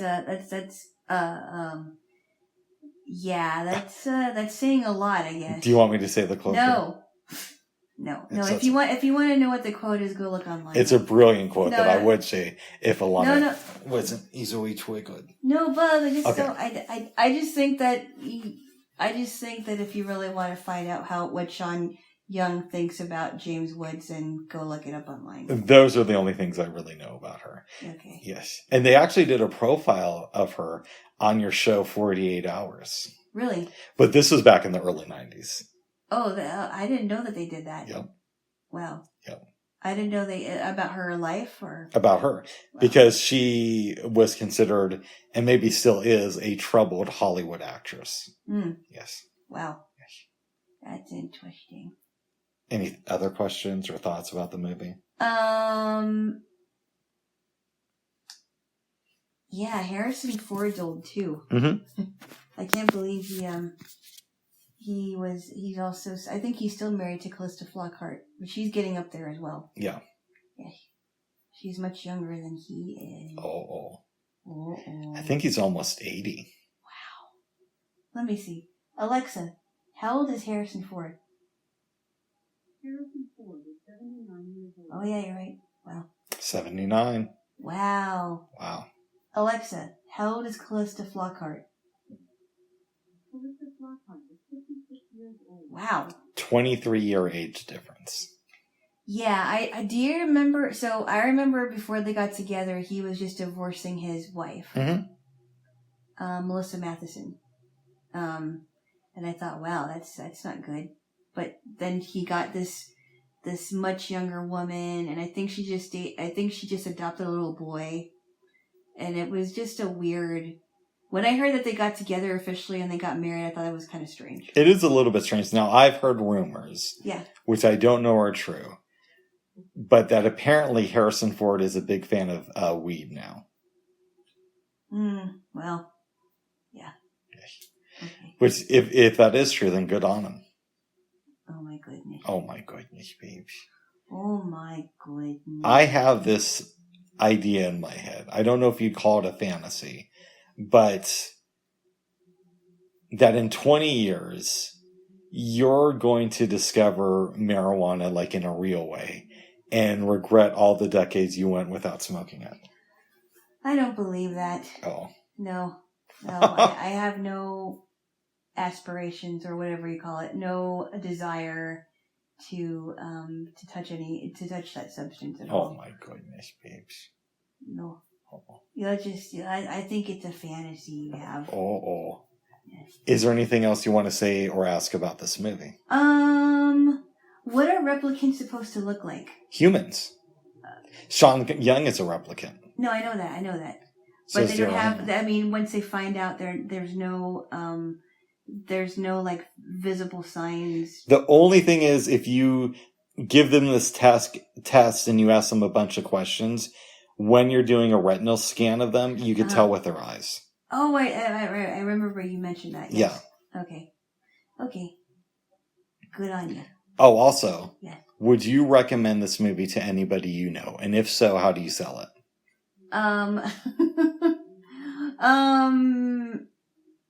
If you want an escape from reality, but also wonder what reality is, watch this movie. But would you tell your sisters to watch it, or will you? Yes, of course. Will you be watching this movie with your mom when she comes to visit? I don't know if I'm going to watch it with her. I don't know if she'll like it, but it's a fun. I would just say if you really like sci-fi and if you like if you like sci-fi and alternate realities or whatever, or thoughts about what reality is, and watch the movie. Yeah, it's really good. Yeah, yes. I mean, I don't know if my mom would like it. My nieces and nephew might think it's interesting. Nice. That was not the only film we watched. I really like Blade Runner. Yeah. But I thought the second film was even better. It was really good. I mean, this was a really good film that Clint Eastwood starred and directed in. The Outlaw Jaylo Wales. No, Josey Whale. Oh. Okay, so let me start with what happened to kind of start this off in the beginning. Do it. Alexa, stop. Ugh. Okay, I'm gonna mute this. Yeah. There we go. Don't want some weird dot talking while I'm trying to say something. Oh. Okay, so from what I understand, this girl Josey is being called in by her mother to get cleaned up because I guess she was outside. Am I right about that? Correct. So, and something happens where a fire is started. I thought I heard some gunshots. A fire was started. Josey and her mother are trying to get out of the fire, but they don't make it out alive. Clint Eastwood finds them and is crying, and he buries both of them. He digs a hole and buries them both. It's implied that it's possible that was his wife and daughter. Correct? That's what I think, but they never say it in the They movie. never say who it is, and they don't give his real name in the movie. Everybody just calls him Josey Wales. What about the shots that rang out? I don't remember hearing those, so I can't tell you about I that. thought I heard it, but anyway. So, would you continue on? Because there's so many people that Josey Wales gets confronted with. Or Okay. runs into. Josey joins up with this group of like rebels, and very quickly in the movie, the guy who's kind of in charge of them says, you know, the Union won the war, and I hear that if we go down this mountain and surrender and pledge allegiance to the United States, they're going to give us our freedom. Mm-hmm. Everybody agrees to go along except for Josey. Mm-hmm. He hangs back, they go down, people are in the process of turning themselves in. We get the sense that and we don't know his name, the guy who convinced everybody to turn themselves in was it Fletcher? I don't remember. I don't know who that is. Was kind of in league with the senator of the state or governor or whatever it was. Yeah, I think he was like a captain or something. And he kind of feels double-crossed. Yeah. Josey comes down, sees something's up, and starts killing people. Yep. Goes into the woods. They agree to send some men after Josey. Mm-hmm. He's on the run. And things happen to him, but eventually he runs into this Native American chief.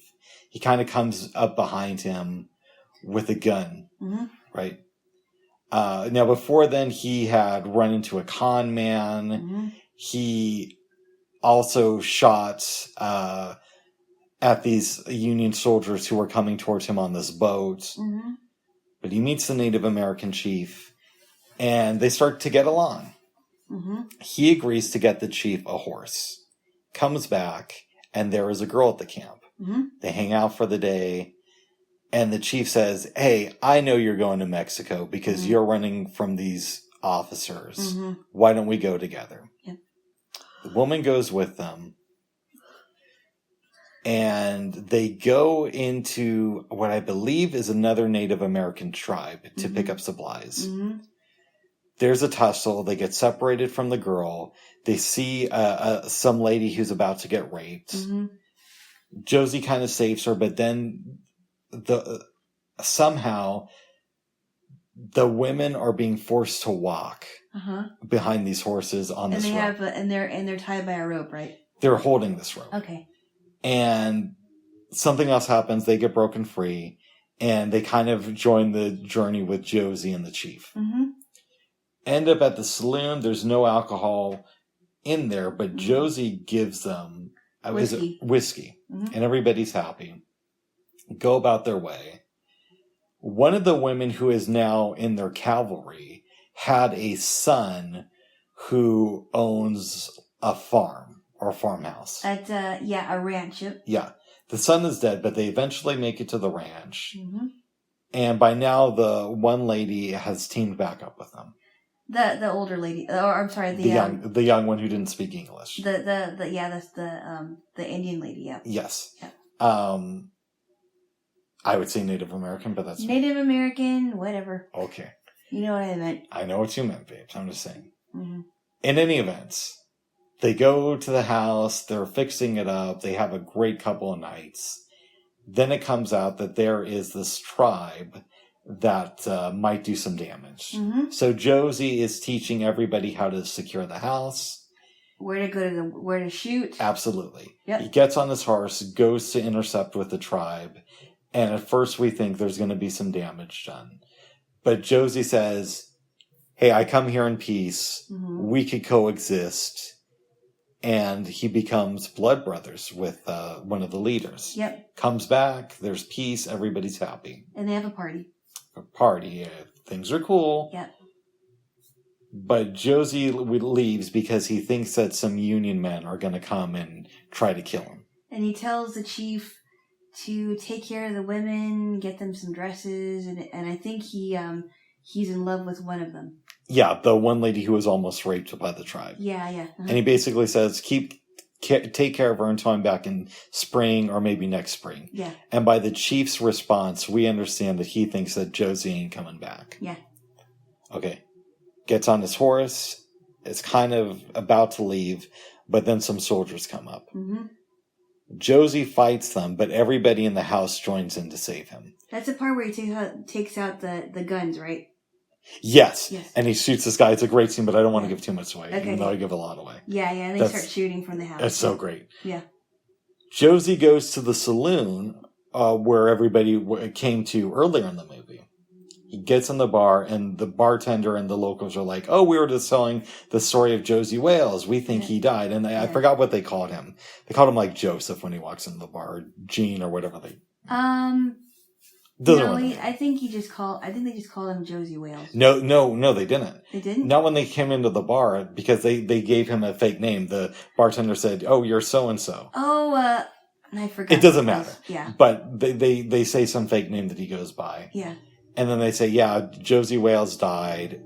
Everybody signs an affidavit. Yeah. And most of the soldiers go on their way, except for the guy who double-crossed Josey at the beginning of the movie. Uh-huh.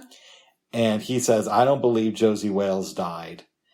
I'm going to go to Mexico, but I'm going to give him the first move because I owe him that. And he says that as he's looking at Josey. Yeah. Right? Yeah. Because he's giving him the warning, hey, bro, right. Just be safe. Yeah, just be safe. I'm going to try to track you down, but you deserve a little bit of leeway. Right. They go separately, and the movie ends.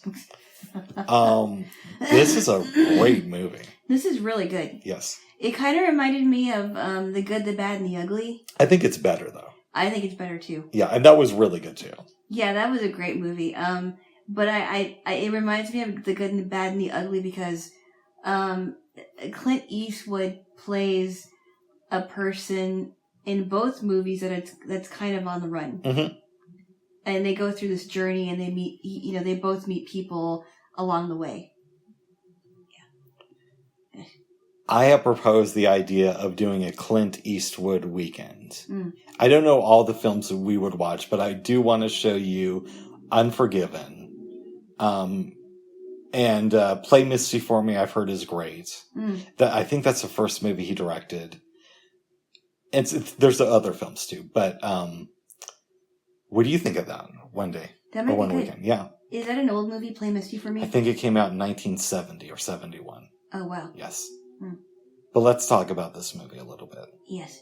Because there's some things I didn't understand. What does the chief teach us about friendship and loyalty? Well, when he first came on the scene, because remember when he had to say, oh, we had to dress differently so that we wouldn't be killed by the white man. Mm-hmm. But I think he found something in Josey that even though Josey was running away from these people that wanted to shoot him, he found something in Josey that he probably wouldn't find in another white person, I guess, a white man. And he felt like he could trust him because they were both on the run. Yes. And they ended up being good friends. Let's talk about cultural appropriation. Uh-oh. I'm not against it in most cases. I'm not either. Yeah. But what does this film teach us about cultural appropriation? Which part of it? Well, I think specifically of the chief, where he says that he had to change his clothing and try to fit in with the white man. But at the same time, he's being appropriated by the white man, but the white man has stolen a bunch of things from Native American culture. There's names, right? So Mm-hmm. Colorado, I believe, was the name of an old Native American tribe. There's medicines. There's ways of dealing with nature. Does this film say anything about cultural appropriation? You mean like people where they're borrowing things from other cultures? That's a really good question. Mm-hmm. Well, Colorado is also Spanish too. A Spanish name. Oh, is it? Yes, it is. It means colorful. Okay. For some reason, I thought it was a Native American. And Colorado is a Spanish name. Okay, well, I don't know language. No, it's okay. But you know what I mean. There's a lot of names stolen from Native American traditions. Right. There's property that was obviously stolen. So I think they're both doing it. I don't know. You know what I mean? Because in this case, he had to dress up like the white man so that he would fit in and they wouldn't kill him, or because he was afraid of them. It sounded like. But is it cultural appropriation if I dress up with somebody to avoid being killed? Dress up as somebody? Yeah. That's or adopt the dress of a nationality so that group of people won't murder me. I think that's a good question. See, I would make the argument that that's more assimilation. Yeah, maybe it's assimilation. It's not like you are pretending to be a black person when you're not. Mm-hmm. Like you are identifying as a black person. That's different. I think it might be assimilation. Yeah, you're dressing to fit in with the culture. Yeah. It's not like you're borrowing from cultures. I wonder if that guy was really a Native American actor. I don't know. I don't know either. So do you have a clear-cut answer of what this film? I really don't know. Okay. I don't have a clear-cut answer. Some questions I ask just because I want an answer, and other questions I ask because I think they're good to contemplate, even if you don't have something brilliant to say about it in the moment. I don't really have anything brilliant to say, but it is interesting how they both connect. Yes. Yeah. What does this movie teach us about family or community? Quite a bit. Are you talking about all, when it comes to the people at the bar, right? The people at the bar, or the people who Josey basically runs a home with?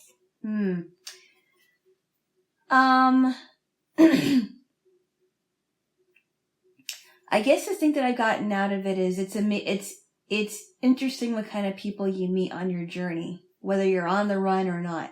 Like your journey in life, okay? Mm-hmm. Because we don't know much about this guy's life. We just know that he calls himself Josey Wales. He's had flashbacks about what happened to those two, that woman and her daughter, and how he became friends with strangers that he met on the way, especially the grandmother, right? Or they called her Granny. They did call her Granny. Yeah. I think he was closer to Chief, though, to be honest. Yeah, he was closer to Chief, but he valued those women, right? He valued Granny. He valued the one that he was in love with, and the Native American woman. Yes. And even though he was on the run, and I think maybe because you could tell that he valued those two women that died. He actually cared for their lives, even if we don't know how they were connected to him. Do you think that this group of people stays together? Yes. I do too. What was really disturbing to me was how the men were treating those women that had to hold the women that were captured, right?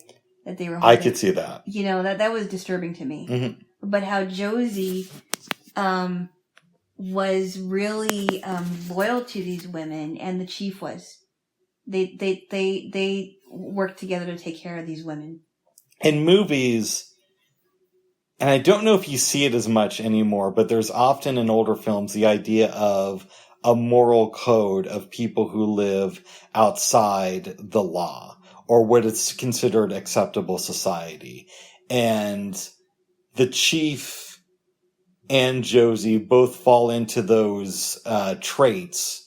But I feel the reason that, for me, the idea of the person who lives outside the law doesn't get old is because it rings so true. Right? Because we all, in some ways, I think, see ourselves as moral outlaws.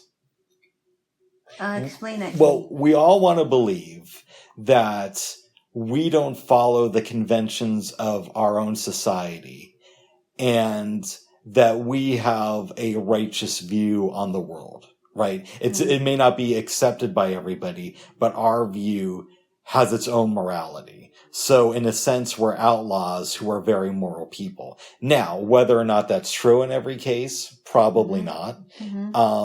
But I think it's what people like to believe, and it resonates with us because of that. And that's the reason it can be done so many times in film and not get old. The idea of the righteous outlaw or the moral outlaw. You're talking about like in every part of life, right? In every part, or most parts of life. Parts of life. I think people see themselves as individuals who fight the system, but do it in a noble way. And I think that's why characters like Josey and the Chief resonate with us so much. Yeah, that might be true. I wonder how it is in other countries, because in other countries, like in Asian countries, for example, it's the one I can think of.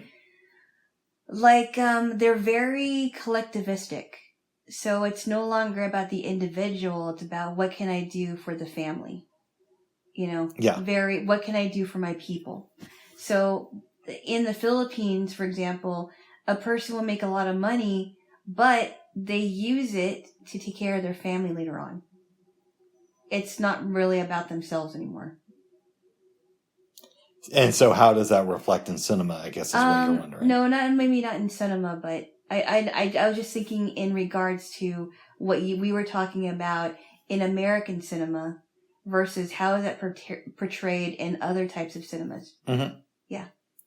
And I don't know how to answer that. And I don't know how to answer that because I am a blind guy. I don't read a lot of subtitles, so I have not seen a lot of Asian films, which is one of the things I hate most about being a blind person, is that my knowledge of foreign cinema is very, very limited. But this film has the idea of the moral outlaw. And even though we've seen that in many films, it doesn't get old to me when done right. No, it doesn't. And this was done really well. It was done great. It was done great, yeah. Yeah. Is there anything you want to say about the movie or ask about it to me? What did you think about Granny's character when it came to how she received people into her home? I thought she was fine. I thought she was very believable. Oh, good. Yeah. Yeah, she was very believable. Yes. Anything else? I did like the part when they were, when Josey was saying, I want to hear, the Rose of Alabama. Yeah. Cause that happened with that guy was singing it, the one that was killed. Do you think a movie like this could get made today? I don't know that it could. I don't think it could. I don't think it could because with, wokeness going on and you know how much I hate that word. Well, it's not just wokeness. Yeah. It's also the idea of the big corporation. So if I'm looking at this movie, I think to myself, well, we got to cut the Rose of Alabama scene out of the movie because it's not as important as the action scenes. We have to have more conflict between the people who are this kind of like tribe of nomads who come together. I could see a big corporation today really fucking up this movie. I suppose. Yeah. Like if the studio didn't want it, or if a studio was not going to, I don't know. I suppose it could. I don't think you could make this movie today for a lot of different reasons, but I think it's so well done that it should be seen by audiences. Yes. Yes. Absolutely. Would you recommend this movie to your friends or family? Oh, without question. How would you sell it to them? Why? Well, I'm always interested in that stuff. Because you know how I sell movies to people. I'm just like, oh, it's fucking cool. Go and watch it. But you're a little bit more thoughtful than that. I never thought of it as being really thoughtful than that, I guess. I guess I would say something to the fact of this is a type of movie that wouldn't be made today, and think of it as a movie that is showcasing the moral outlaw, as you would call it. Yeah. Yeah. And look at the way that even though Josey Wales is an outlaw, he really protects his friends, the chief and his women friends, and how he valued their life and their safety, their lives and their safety. It's a good movie. It really is. It is. That's why I understand why people like Westerns so much because of that. Well, there's a lot of things about Westerns that are. There's a lot of bad Westerns. There's a lot of bad Westerns too. I heard I don't know if Clint Eastwood was in this one, but it was a Western called Hang 'em High, and I saw parts of it, but I wasn't really paying attention. I'm honestly not a big fan of the Western genre. But with every film genre, usually there's some films that stand out above the rest. And I think that Clint Eastwood has been in a number of those Westerns that are better than the average film of that particular form of cinema. Mm. Yeah. Yes. But he is a moral outlaw in this film. Yeah, yes. He is. Yes. Yes. And we love our moral outlaws. Do we?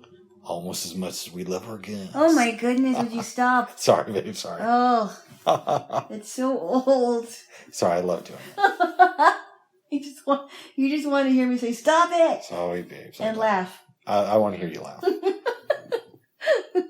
You're still not tired of it after 3 years. No. Good, I'm glad. Yes. There's some people that have really annoying laughs. I know. Like, even like people that I like, there are some people's laughs that are just like, oh, would you stop? Would you stop? But laughing is a good thing. Though. Laughing is a good thing. Laughing is a good thing. I won't mention this person's name. I'll give you an example. I won't mention... Is this the guy I'm thinking of? What? No. Go ahead. No, I don't even know what you're talking about.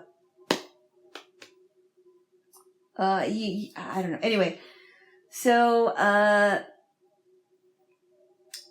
this was like years ago. A friend of mine was dating this guy, and somebody commented that another friend of mine commented that I really don't like his laugh. He kind of has a weird laugh. Like he would laugh like this. Nice. And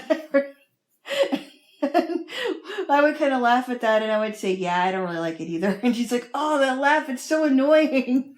And she used to date him before she dated my friend that didn't like that one guy's laugh. Interesting, babe. And she's not dating any of them anymore. Yes.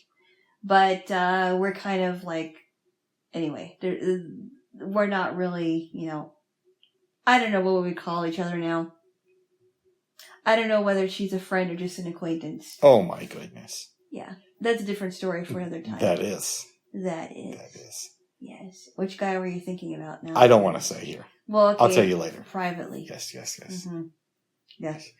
I have a question for you. Uh-oh. What? And like all questions, maybe you won't answer this or maybe you will. Mm-hmm. Your mom is coming to visit you for a couple weeks. Yes. I'm curious. Do you think there's a chance that you will show her any of the movies that we have watched together? And if so, what movie do you think you would show her? Or movies? Oh, I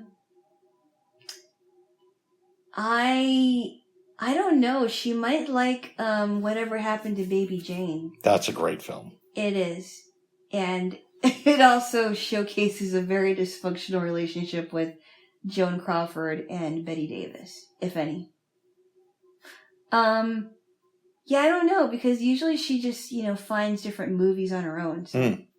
And usually if she's watching something that I don't want to watch, I'll just listen and hear. Nice. Because we got kind of our own spaces. Rhythm and... We got our own spaces, and it's not, so loud in my apartment, and, and if we want to watch a movie together, we do. Oh, good. Yeah. So, I don't know. Maybe I'll recommend it to her. Nice. I was the one, when we saw The Other Sister, I told you that she was the one that I watched it with. That was a really good movie. It was very good, yeah. I wonder what your mom would think of Rear Window. I don't know, but that's a really good film. I don't know, how many old movies she's watched, but I would imagine she would like Jimmy Stewart stuff. Like I think she would really laugh at Philadelphia Story. Yeah. I think she would laugh at Harvey. Harvey's great. Oh my God. Harvey is such a fun movie. Yes. It just makes me laugh. Myrtle May. Oh, Jaylo May. And her mother was very old. Yeah, she was. She seemed really old. Yeah. And so did her daughter. That's such a good movie. Rope Rope was good too. So was The Man Who Knew Too Much. Yeah, it's a Jimmy Stewart version. Mm-hmm. That was hilarious. Oh, yeah. At the end. Oh, yeah, we just had to look for our boy. You should show her that movie. Not that you should show her anything, but yeah. Do what you feel is right. Yeah, I don't know. Maybe I'll suggest it to her if we can have like a movie time. Yeah. Because we like watching movies together too. Well, good. Is that on HBO Max? Which one? The Jimmy Stewart things that we saw. Oh, I think you might have to get them off of like Amazon or YouTube. Oh yeah. I think she has Prime. So. Oh, good. Yeah, she could. We have a way of finding that out. She also has. I believe she still has a Netflix account. Oh, good. Yeah, I think that would be fun. Nice. I think that would be a lot of fun if we decide to do that, and I could recommend a movie. Oh yeah, we should watch this. It's really good. Babes. Yes. Is there anything else you want to talk about? I had a dream Tell that me. I didn't mention. It was weird. So I think we were both kind of at this house. I'm not sure what we were doing there, but I had this dream that I was watching the show and Tia Carrera was on, and she was kind of like, she seemed kind of arrogant on the show, and I thought it was very weird. Well, it turns out that Tia Carrera and this British guy that was supposed to be her boyfriend. I don't know if she's married, but in the dream she had a British guy as her boyfriend, and I think his name was Robin in the dream. I go down the stairs and I notice that there's like a couple of I didn't know if they were animals or people that were lying on the ground. And I called them and I said, look, I don't know what's going on, but I found two things on the ground. I don't know if they're things or people. And they thought they were animals, but they were not animals. They were two people that fell asleep on the ground. And then later on that day, we decided to go for a walk, but then you get into this weird mood where you want to spin around and around and around in circles. And I'm like, what are you doing? And then I woke up. Nice. It was weird. Awesome, babes. I know. It was a very weird dream. I know I had dreams last night, but I forgot them immediately, so. Immediately. Yes. Is there anything else you want to talk about, babes? My book is going really well. There's a lot of people being killed off, and there's some, gory descriptions of people getting their forehead shot into, and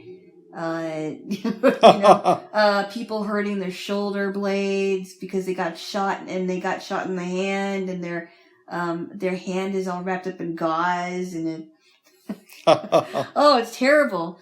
And there's these like 300 million horsemen that are killing people off, and when they come into view, there's like a smell of smoke and sulfur, and a lot of people are dying because of smoke inhalation. But it's getting good. It's a big adventure. Well, good. People are dying off. Yeah. And I'm gonna get into it later. Well, good. Yeah, we're gonna do some book reading and maybe watch another episode of The Wall. Yeah. Before we cook stuff. And then I'm gonna put on some Little River Band as we're making stuff. Nice. I like that group. And yesterday, when we were in the kitchen, I played you some Radiohead and then some George Clinton. Yep. Yes. And I wasn't familiar with a lot of George Clinton stuff, but I like it. Good. I thought you would. Yeah. It's a little bit out there, but it's out there, but it's definitely unique. Yes. Yes. Yes. It's definitely unique. Yes. Very much influenced Ice Cube and Dre and all those people. Yeah. Bow wow wow. Yeah. Uptown McDog. Yes. The first time I heard that, of course, I think of Snoop Dogg. Dog. Yeah, because they sampled it. Yep. Mm-hmm. Yep. And I was like, that's where they got it from. Yep. Yes. Have you heard any Roger Clinton stuff? No. Okay. No. Me neither. I know that they collaborated on an album together called The Clintons. And they sampled the voices of Bill and Hillary so everybody could get it. I don't think that's true. No, that's not true. What kind of shirt are you wearing? I don't know. It's just like a shirt with, it's like dark red and has a picture of a panda on it. Oh, it's not Popeye? No. Okay. No. Because you wear a lot of your Popeye shirts. I do. I have one for tomorrow, actually. Oh. Yeah. Cool. Yeah. Is it the Popeye DJ one? Oh, of course. Yeah. I have like 10 of those. Wow. No, I probably have like 6 of them. No, you got like 2 or 3 of them. I got 6. I got 6. Yes. That's close to 10. Yes. No, I think that's it for now. Okay. Okay, well, maybe give me a kiss. Really? Yeah, why not? Okay. Oh, yeah.